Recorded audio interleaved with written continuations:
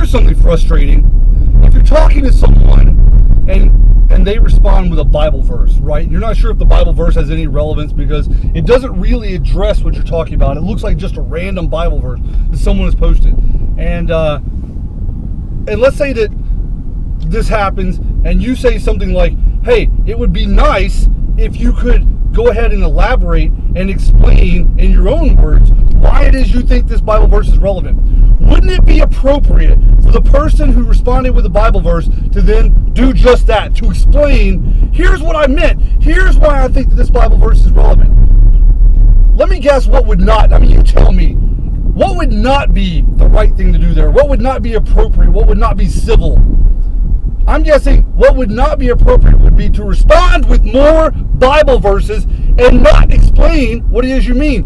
And then if that person, again, like me, says, hey, I still don't know what this means. I still don't know how this is relevant. And then you quote, like, wouldn't it be nice if you would explain why this Bible verse is relevant?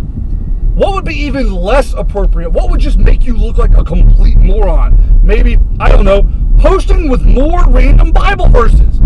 That might make you look like a fucking moron.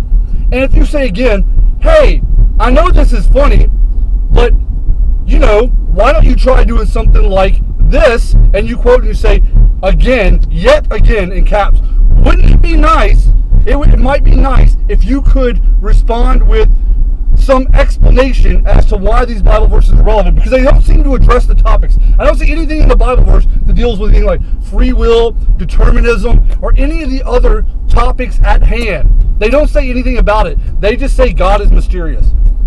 And if they respond yet a third time with more Bible verses, I kind of feel like at that point, there's no point in it, there's no reason, you're not in any way obligated to address them anymore, and that it's perfectly okay to point out that they are, in fact, idiots. I don't think that you're a jerk then. I don't think that you're being uncivil. I don't think you're being uncouth. I don't think you're doing anything wrong. In fact, I think that is entirely appropriate and correct, that the right response when something like that happens is to say, hey, you're a fucking moron, because in fact that person is a fucking moron.